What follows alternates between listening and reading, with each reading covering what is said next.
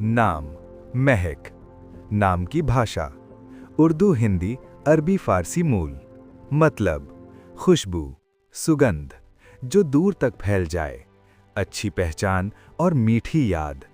महक वो होती है जो दिखाई नहीं देती लेकिन सबको महसूस होती है। महक नाम वाली लड़की का स्वभाव दिल से साफ और नर्म, दूसरों की मदद करने वाली, बातों से लोगों का दिल जीतने वाली, शांति पसंद, इमोशनल लेकिन मजबूत, परिवार को बहुत महत्व देने वाली। महक नाम वालों की खास खूबियां: मीठी बोली, पॉजिटिव सोच, भरोसेमंद, जल्दी लोगों से जुड़ जाती हैं, जहां जाती हैं वहां अपनी अच्छी छाप छोड़ जाती हैं। महक नाम का असर नेम वाइब्रेशन, ये नाम पॉजिटिव एनर्जी फैलाता है, लोग बिना वजह आकर्षित होते हैं।